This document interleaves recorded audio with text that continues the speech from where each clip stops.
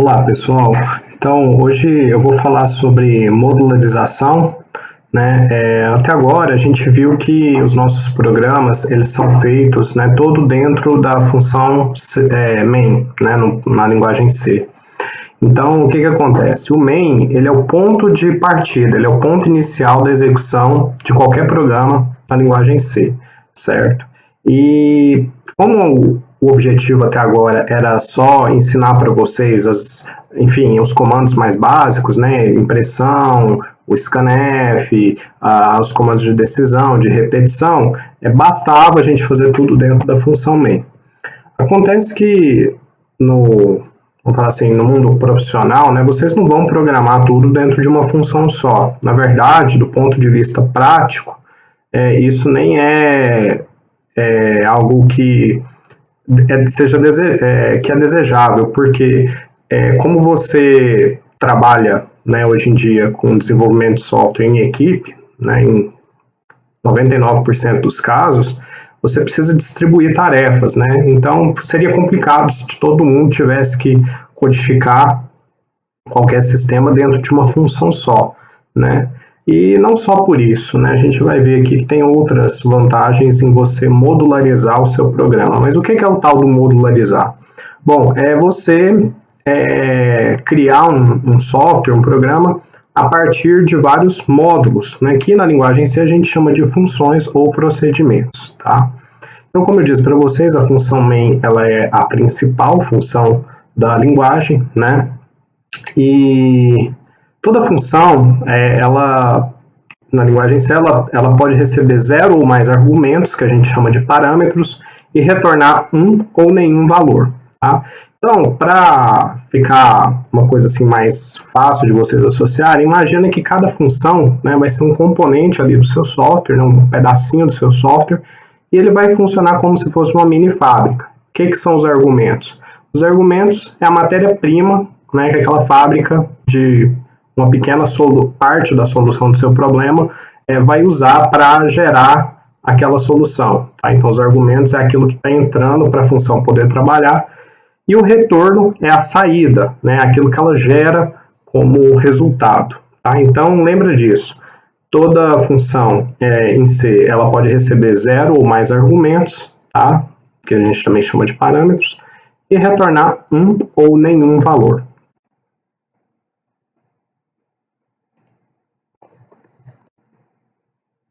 Bom, pessoal, então, toda função ou procedimento, né, em C, ele segue uma sintaxe básica, né, que é definida pelo tipo de retorno, tá, que no caso, a gente também vai falar sobre isso daqui a pouco, né, depois, identificador, que segue aquelas regras de formação de identificador que a gente viu para variáveis, ou seja, só pode ser formado por letras, números e o caractere underline, certo? Sendo que você não pode começar com um número.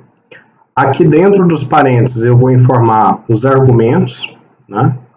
E depois da abertura de chaves eu coloco o corpo da minha função, né? E caso ela tenha um retorno, eu vou colocar o comando return, com o valor que está sendo retornado, né? E depois eu fecho as chaves. Então vamos falar sobre cada um desses elementos. Como eu já falei para vocês, o identificador, né? Ele é o nome da função, tá? Ele é obrigatório e tem que seguir aquelas regras de formação de identificador. Os argumentos, né, eu falei que eles podem ser 0 ou N, né, argumentos. Então aqui no caso eu só ilustrei 2, tá? Você vai indicar eles por meio do tipo de cada um desses argumentos e o nome daquele argumento. A gente já vai ver isso na forma de um exemplo, tá?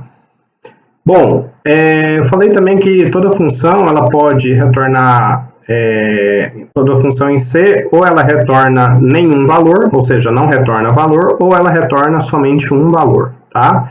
E aí é importante você indicar o tipo de retorno, tá? Que pode ser um daqueles tipos primitivos, né? A gente vai ver também que a gente pode retornar um ponteiro, como como retorno, tá? Só que a gente ainda vai ver como é que funciona essa questão de ponteiros, tá? E também tem o caso em que você não retorna nada. Então, nesse caso, aqui no lugar do tipo retorno, você vai indicar a palavra void, que significa que não tem retorno na função, tá? Então, o que acontece? Para invocar ou chamar um procedimento, basta que o mesmo tenha sido definido previamente no mesmo arquivo que fará uso ou por meio de uma biblioteca. Então, aqui eu tenho um exemplo, tá? Ilustrando uma função que eu defini, né, além da própria função main, e ela sendo usada pela função main, tá? Então, olha só, né? Vamos começar aqui pela função main. Imagina que isso aqui tudo está num arquivo só, tá, pessoal? Então, essa aqui seria a parte inicial do arquivo, e aqui à direita seria a continuação, né, dessa parte aqui. Eu coloquei dessa forma porque não cabia no slide para eu colocar o código todo, tá? Mas então, vamos lá. Eu tenho aqui a função main, tá? E daqui a pouco eu também vou explicar essa questão do int aqui, que a gente não tinha isso até então, né? E do return 0 aqui no final. Mas por enquanto vamos preocupar com isso não. Então aqui eu tenho um programa que declara 3 variáveis do tipo inteira, V1, V2 e maior, né? Logo em seguida eu faço a impressão de uma mensagem pedindo para que o usuário digite 2 valores inteiros, faço scanf para capturar esses valores, né? Armazeno esses valores nas variáveis V1 e V2, e aí logo depois do scanf, olha só, eu coloco aqui a variável maior recebendo o resultado, né, da invocação, ou seja, da chamada da minha função maior valor, que tem como argumentos V1 e V2, né? V1 e V2 são variáveis aqui da função main. Então, olha só, essa função maior valor, eu defini ela anteriormente aqui no meu arquivo, tá vendo? E daqui a pouco eu vou explicar como é que ela foi feita, tá? Então, vamos imaginar que ela está lá implementada, está pronta, né? Ela vai calcular o que tiver que fazer, né, com base em V1 e V2, e vai retornar um valor. Esse valor que será retornado vai ser armazenado na variável maior, certo? E depois disso, o printf vai mostrar para mim esse valor, né, que está armazenado na variável maior, certo? Bom, então, vamos entender como é que a função maior valor foi implementada, né? Então, olha só, eu defini ela com esse identificador, indiquei aqui que ela retorna um inteiro, certo? E que ela possui como argumentos dois valores, que aqui eu chamo de A e de B, tá? Então, olha só, além de indicar um nome para cada um desses argumentos, eu indico o tipo, né? Os dois são do tipo inteiro, tá? E isso aqui fica muito parecido com a declaração de uma variável, né? Como se eu estivesse declarando aqui uma variável A e uma variável B. O que acontece? Na hora que eu fiz a chamada, né, na hora em que a execução do meu programa chegou aqui nesse ponto e fez a chamada, né, da função maior valor passando V1 e V2, o que acontece é que o valor que está em V1 é copiado para essa variável A, e o valor que está em V2 é copiado para essa variável B. Por isso que a gente indica, né, na forma de declaração de variáveis, tá?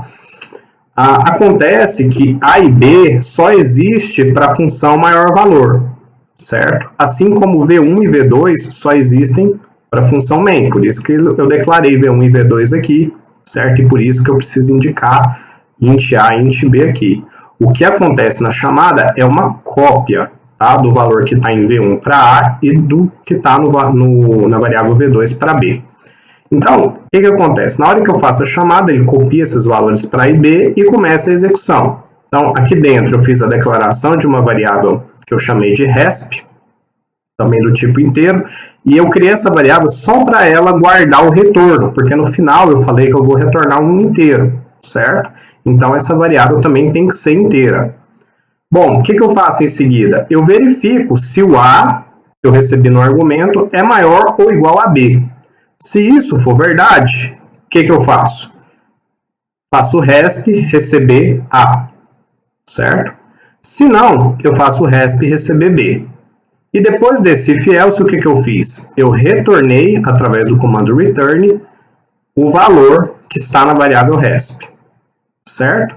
Então, mais uma vez, a, b e resp são variáveis, tá, que só valem para essa função, tá? Eu vou retornar esse resp para onde? Para quem chamou a função maior valor, que no caso foi a função main. Então, eu vou retornar esse valor aqui, ele vai chegar aqui e vai ser armazenado na variável maior. Por isso que eu precisei ter essa variável maior recebendo esse retorno, né? Então, note que eu poderia ter feito essa lógica todinha dentro da main, né? Mas eu quebrei o problema, né? Agora não é mais responsabilidade da função main ter que determinar quem é o maior valor. Ele simplesmente manda isso para uma outra função, que aqui no caso eu chamei maior valor. Essa outra função é que tem a lógica de verificar isso, e ela retorna já o resultado pronto para a main poder continuar funcionando, certo? É isso que acontecia, por exemplo, quando a gente usava a função poll, né, da biblioteca math.h. Né? O que é o poll? Nada mais é do que uma função, só que uma função que já vem pré-definida na linguagem para você usar. Alguém, em algum momento lá na criação dessa biblioteca math.h, teve que implementar a função math, né? O que é a função poll? Quais são os argumentos do poll? A base e o expoente. Você passa isso, né, e retorna, e recebe como retorno o valor calculado, certo?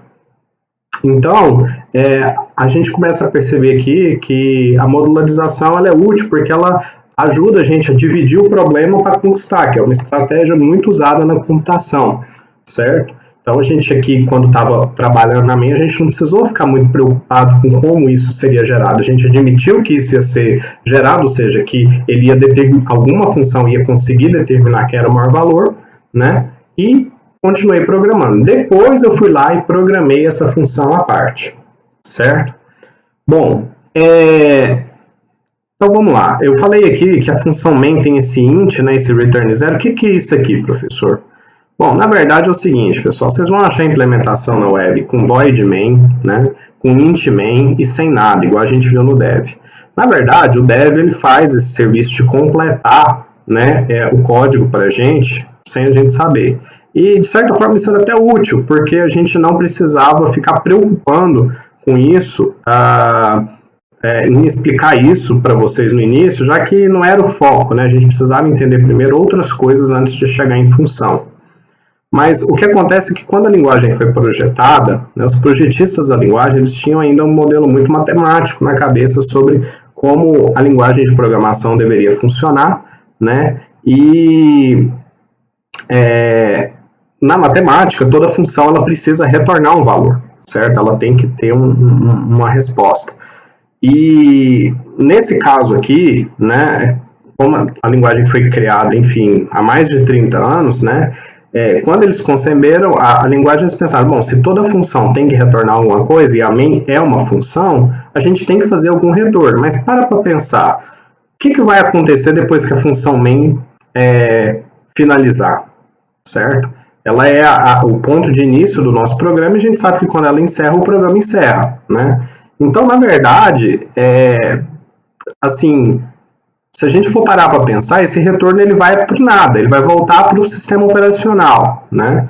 Então, naquela época, como eles tinham essa ideia de que a função tem que retornar alguma coisa, eles optaram por colocar o tipo primitivo mais simples, que era o int, né? Para retornar. E aí, por consequência disso, né, a gente coloca o return zero aqui no final. Na verdade, esse return pode ser o return de qualquer valor, tá? Não precisa ser necessariamente o zero. Mas, à medida que as linguagens foram evoluindo, e o próprio C, né, eles perceberam que, na verdade, isso não fazia muito sentido, então a função main não precisaria retornar nada, né? Nem toda função precisa retornar alguma coisa, e a main é uma dessas. Então, eles passaram a admitir que a função main fosse também com return do tipo void, né? Então, você passou a poder ter o void aqui como o tipo de return, que na verdade é retornar nada, e aí você não precisa botar o return zero no final. Tá? Então, assim, é mais por uma questão de legado que você tem esse int return 0 aí, mas se você não precisa pôr isso, porque o dev põe para você. Agora, se você for programar fora do ambiente dev, vamos supor que você vai fazer um programa em C num bloco de notas, aí sim, você tem que indicar o int main, tá? Para poder fazer com que o seu código compile, tá? E, bom, é isso. Deixa eu ver se tem mais alguma coisa para eu falar aqui nesse slide. Aqui é o seguinte, tem mais uma coisa que eu quero falar para vocês. Eu falei para vocês que a RESP, né, ela guarda o retorno dessa função maior valor, né, e a gente retorna ele aqui no final. Na verdade, pessoal, eu poderia não ter criado essa variável RESP, eu poderia ter feito aqui return A e return B direto, tá? Por que eu fiz isso? Bom, isso na verdade tem a ver com uma boa prática de programação. Apesar de você poder fazer returns, né, em vários pontos diferentes, a gente sabe que se a gente colocasse um return A aqui e um return B aqui, né, ou um ou outro seria executado porque eu estou dentro de um comando if-else. Mas o que acontece? Essa função aqui ela é só ilustrativa, ela é bem simples, né? Na verdade, no mundo real vocês vão trabalhar com procedimentos, funções mais complexas. E quando você tem muito ponto de saída, né, o return ele é um ponto de saída da sua função, porque ele é o momento em que ela encerra a execução e volta para quem chamou, isso acaba onerando o trabalho de quem tem que fazer os testes do seu programa, tá? Porque você começa a ter várias possibilidades de onde o seu programa está retornando, por onde ele está devolvendo o valor, né? Então, quando você só tem um ponto de saída, você sabe que se ele retorna é porque ele está chegando naquele ponto, certo?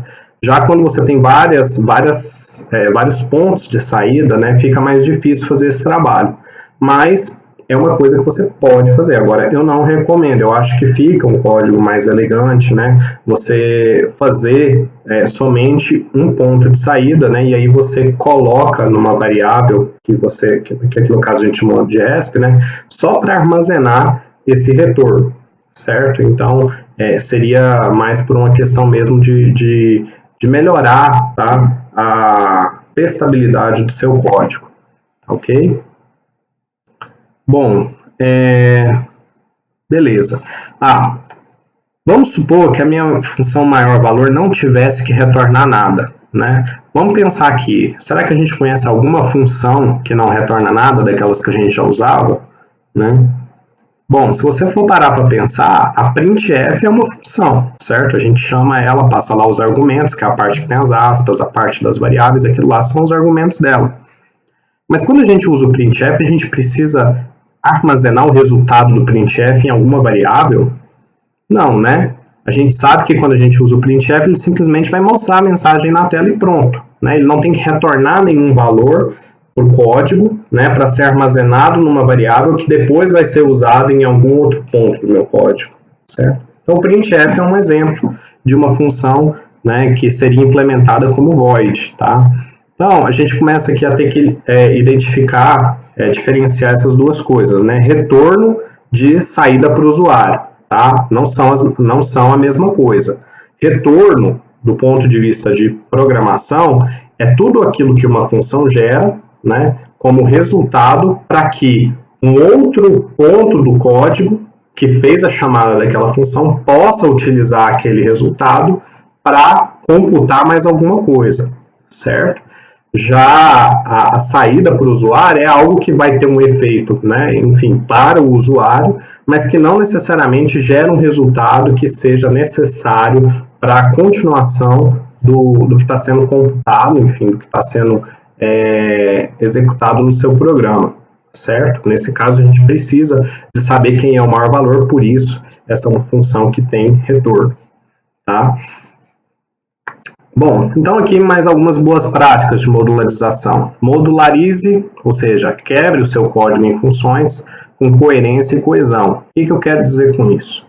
Coerência e coesão tem a ver com você fazer módulos que sejam, que tenham uma identidade própria, que tenham um objetivo bem claro e definido, né? A gente viu aqui no código anterior que a nossa função ela chamava maior valor, né? Por que ela chama maior valor? Porque o objetivo dela é esse, é determinar quem é o maior valor entre dois argumentos fornecidos, tá? No caso A e B, certo? Então, esse era um objetivo claro, bem definido, né? Então é isso, toda vez que você vai fazer uma função, você tem que pensar nisso, porque às vezes a pessoa fica com a ideia de que vou quebrar o código para simplificar, mas aí ela pega e coloca uma função para fazer duas tarefas que não tem nada a ver uma coisa com a outra, certo? Então, assim, você pode ver que, embora eu defina aqui quem é o maior valor, né, entre A e B, eu não mostro isso para o usuário nessa função.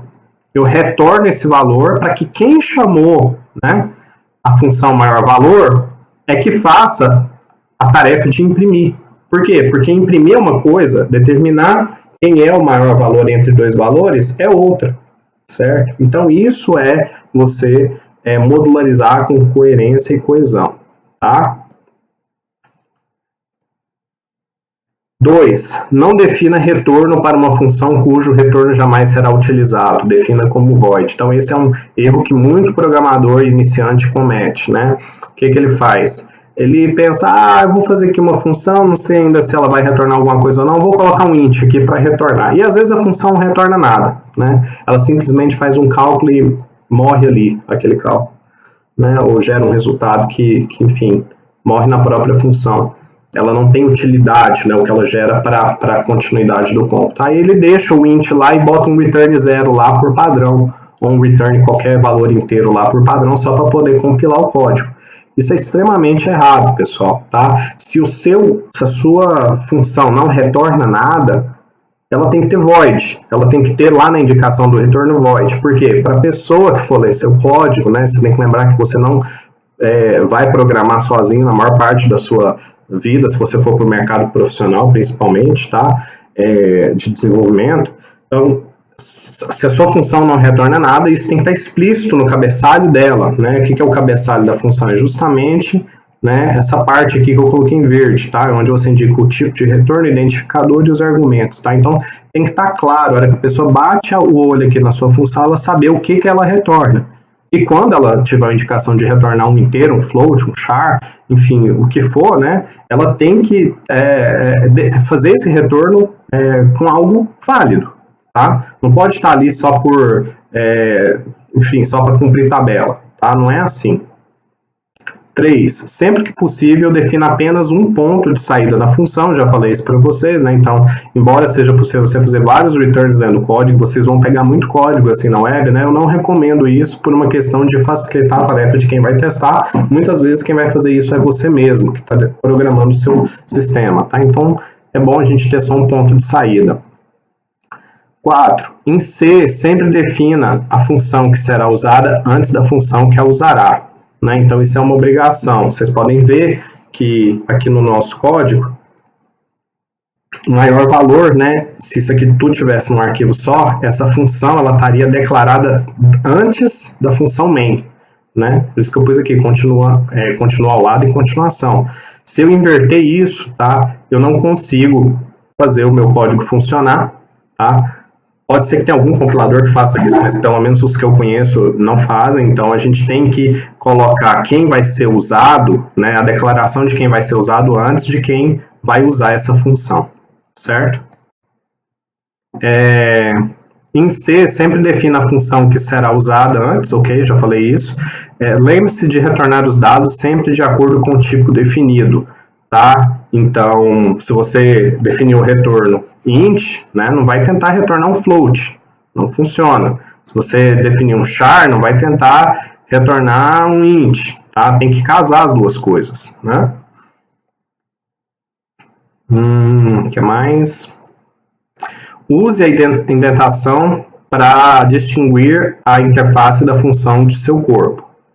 Então, vocês podem ver, tá, pessoal, que eu sempre falo isso em sala, né? A gente faz a indentação aqui do nosso código, né? Sempre que a gente entrou na função main, a gente dava essa tabulação. A mesma coisa vale nas outras funções, tá? Entrou aqui na função, a gente dá essa tabulação, né?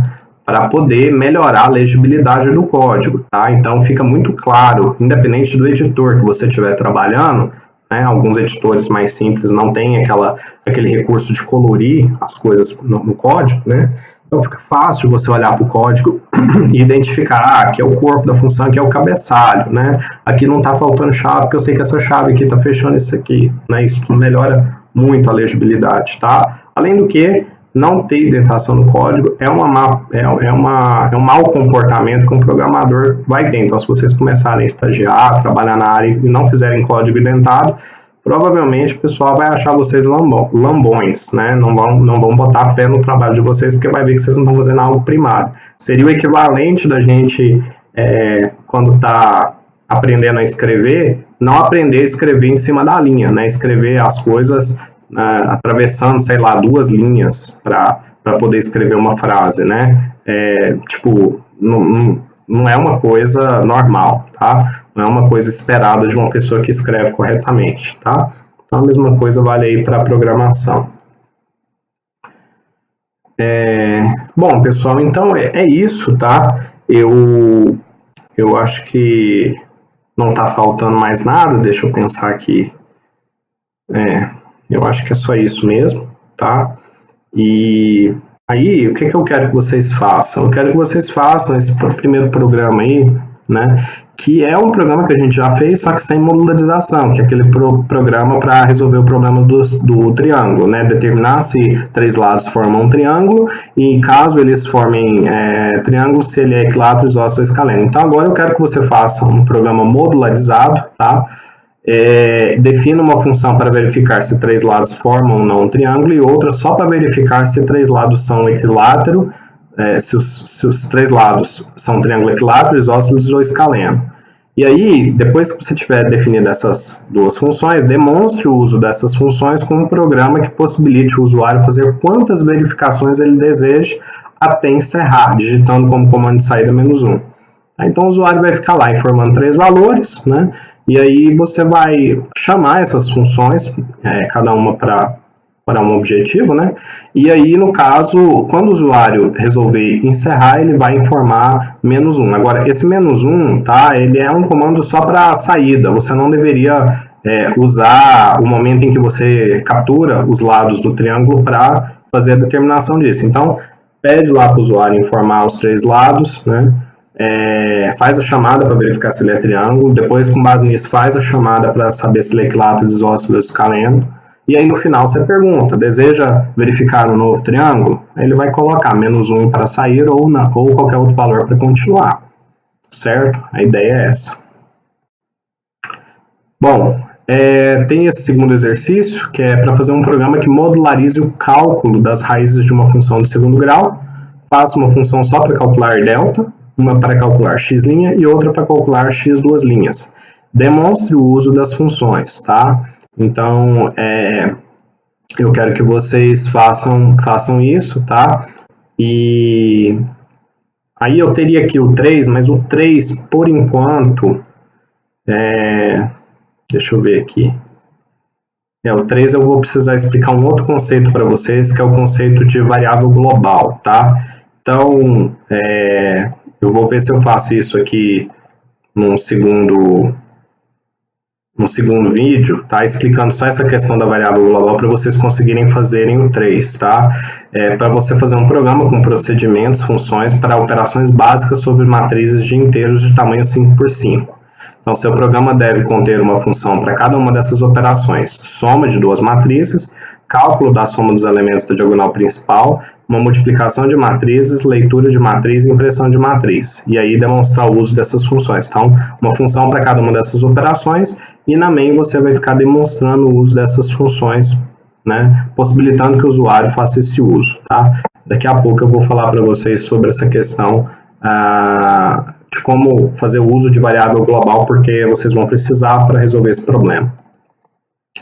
Bom, o exercício 4. Construa uma função em C que verifique se um número inteiro passado como parâmetro é par, retornando 1 se for verdadeiro e 0 se for falso.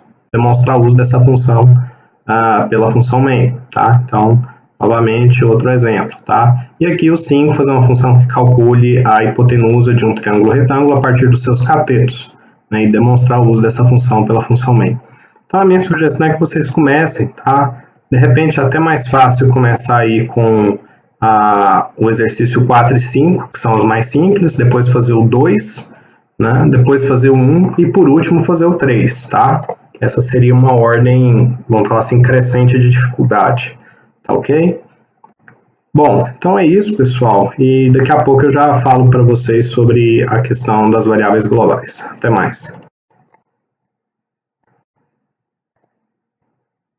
Então, como eu falei para vocês, né,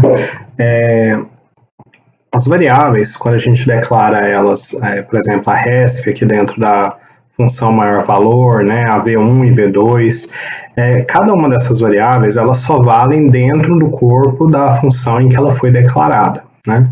No caso, v1 e v2 maior, né, são variáveis que valem somente dentro da função main, enquanto que a resp é uma variável que só vale dentro da função maior valor, né?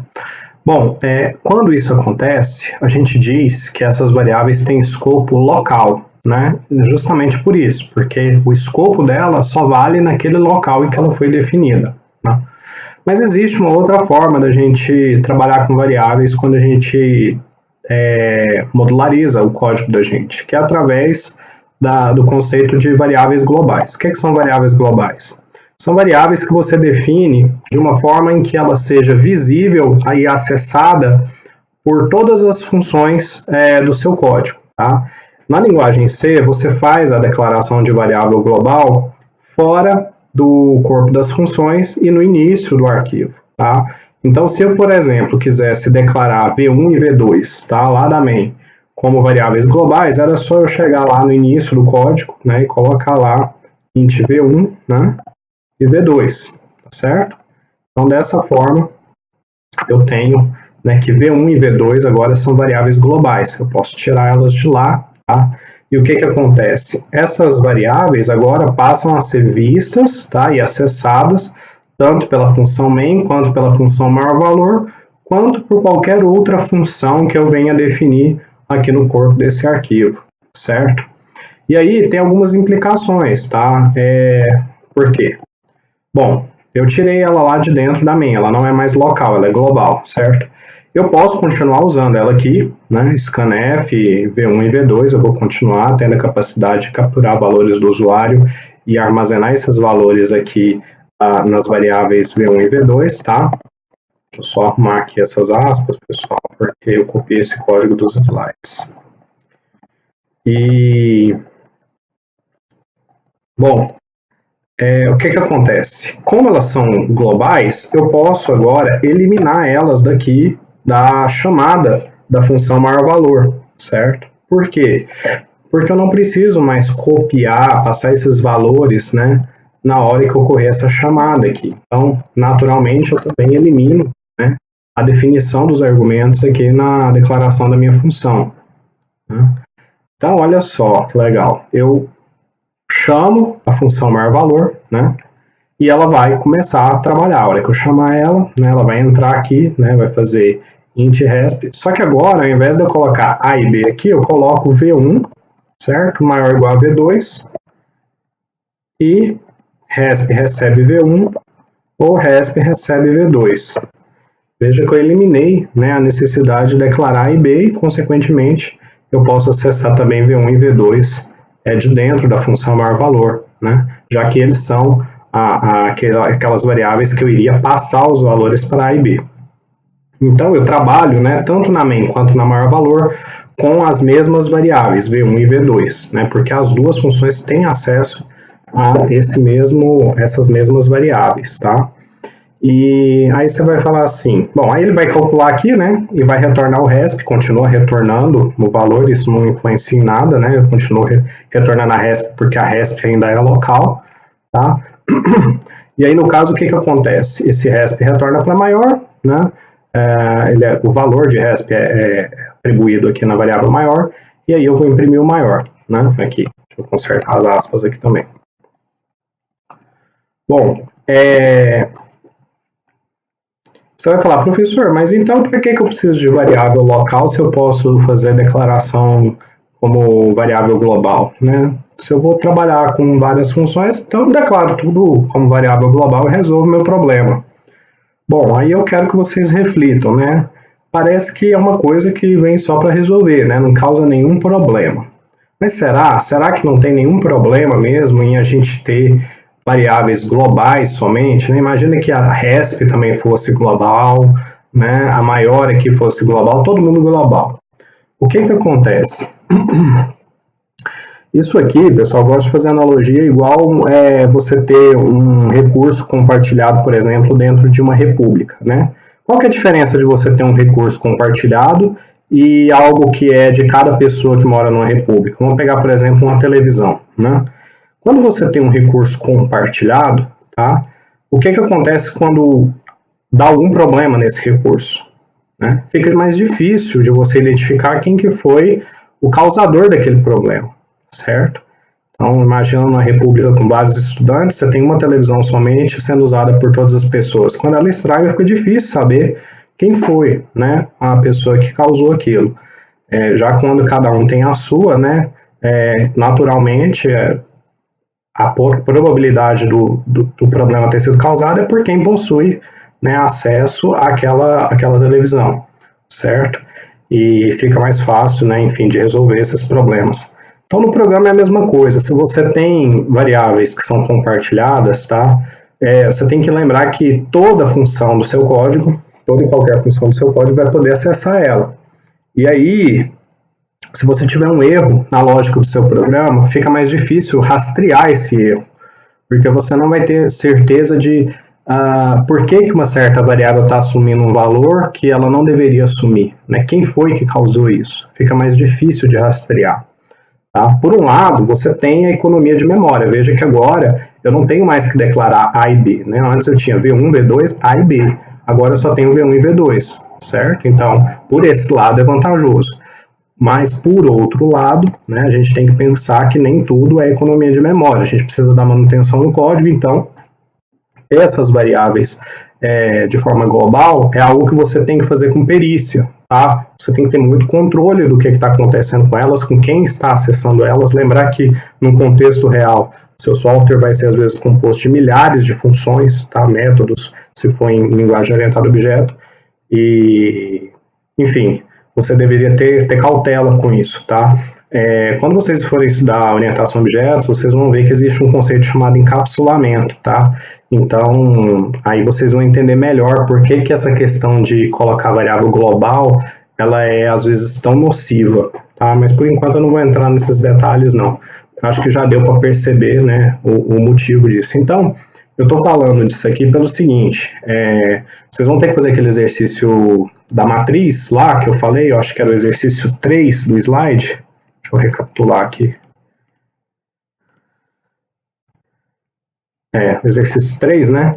E não tem como você retornar matriz nem vetor, pelo menos com o que a gente aprendeu até agora, né, nas funções, tá ok? Então vai ficar complicado, por exemplo, você fazer a soma de duas matrizes e retornar uma terceira matriz se você não pode retornar uma matriz, você só pode retornar um valor ou nenhum, certo? Então, o que você vai precisar fazer? Você vai precisar declarar essas matrizes nas quais você for trabalhar como variáveis globais, certo? E aí, cada função vai poder acessar elas, né, e trabalhar com elas, né, e jogar o resultado lá na terceira, quarta matriz, se for o caso, tá? Mas é por isso que eu preciso ensinar isso para vocês, para que vocês consigam resolver o problema, tá ok? Então, fica aí a solução, vou deixar esse código no box para vocês verem que ele funciona, tá ok? E é isso. Se tiverem dúvidas, tá, podem me enviar. Lembrando que essa quarta a gente ficou naquela questão, se vai ter ou se não vai ter aula, né? E aí, por conta da paralisação, eu gravei esse vídeo aqui para vocês para poder a gente não atrasar com o conteúdo, tá ok? Então tá, até mais e bom exercício para todos vocês.